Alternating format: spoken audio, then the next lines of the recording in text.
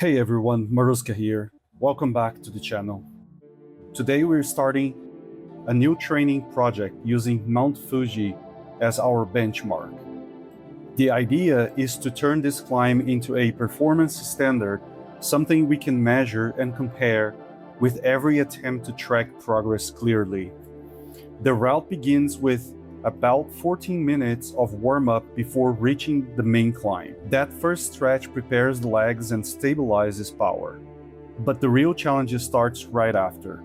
The main ascent runs for 8.1 kilometers, gaining exactly 842 meters of elevation. That's a tough average gradient, forcing consistent power from the start to finish. Here is the gradient breakdown.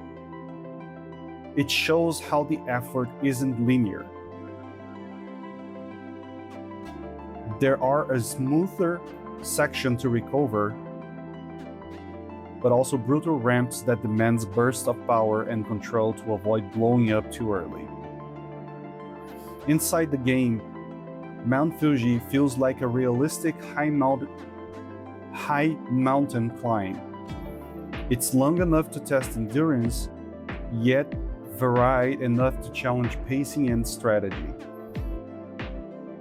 That's why I chose it as my benchmark. It's not just strength, it's about managing energy and staying mentally sharp. On each attempt, we will focus on three key metrics: total climb time, average power, and normalized power. Together, they give a full picture of performance, showing not only the final results, but how effort is distributed across the climb.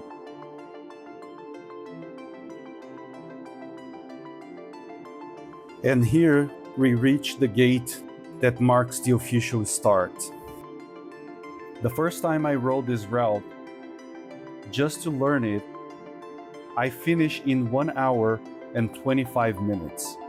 I had an average of 190 watts and normalized power of 256 watts. For anyone new to cycling metrics, normalized power estimates the real psychological cost of a ride. It adjusts the power for intensity changes, climbs, descents, winds, and sprints. Unlike simple average power, normalized power gives more weight to effort peaks, showing the body's true fatigue. On a variable climb like Mount Fuji, normalized power is far more accurate for understanding how hard you really work. Even if average looks modest, the body might be pushing much harder in certain sections.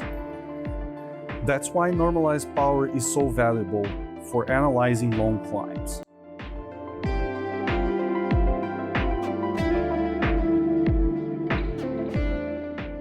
With that baseline set, today's goal is to test again, this time with more intensity from the start.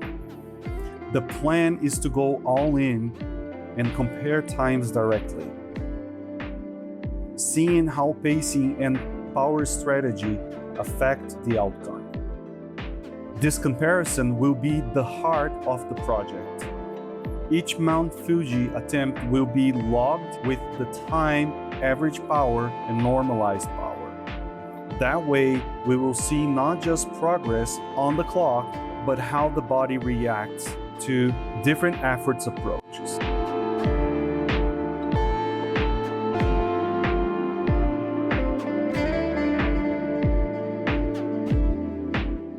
So far, the climbs have averaged around 10% gradient.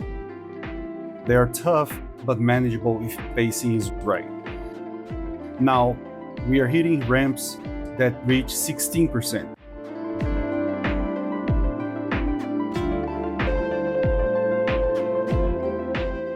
That changes everything.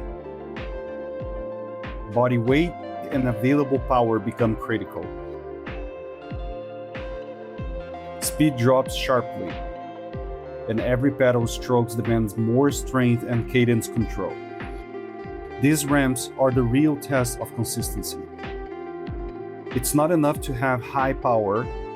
You need to manage effort to keep rhythm and avoid spikes that could ruin the rest of the climb.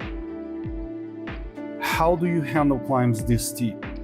What strategies help you keep descent speed? Any specific workouts you use to get faster on steep gradients?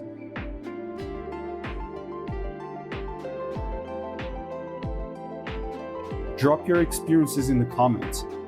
Sharing ideas help everyone find new ways to improve. Maybe one of your tips will help me shave even more time off Mount Fuji next round. And of course, don't forget to like and subscribe and hit the bell. Every week we post new videos with challenges and performance breakdowns. What challenges would you like to see next? Tell me in the comments. Let's build the next steps together. With just over 4 kilometers done, about half the climb, power is still under control. Time to focus on strategy. I'm trying to apply a negative split, pushing harder in the second half, so the average power rises instead of dropping. In theory, it sounds easy, but every pedal stroke now hurts. Even with the plan in mind, my face says it all. I'm giving 110% to make that split happen. This is where the mental game kicks in. The mind starts whispering, you don't need to push that hard. You've done enough. You can stop now. Those thoughts come in every long effort, and that's when discipline matters most. The challenge isn't just physical, it's psychological. Ignoring that voice and staying locked on the goal is what separates a normal ride from a real test. Every time the cadence starts to fade, I remind myself, hold the power, keep the rhythm, prove the body can go further than the mind thinks. That's the essence of Mount Fuji benchmark. It's not just numbers, it's how you respond when the body begs for rest and mind says quit. That's when training pays off and the final time starts to take shape. Now, with just 500 meters left, it's time to empty the tank and give everything. The timer shows 1 hour and 13 minutes. The goal is clear. Don't let the time slip. Every second counts. The feeling now is pure exhaustion. The body is in the red zone, but the mind knows the finish line is right ahead. The results already visible.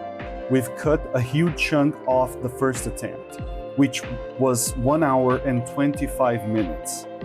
And that sets a new challenge.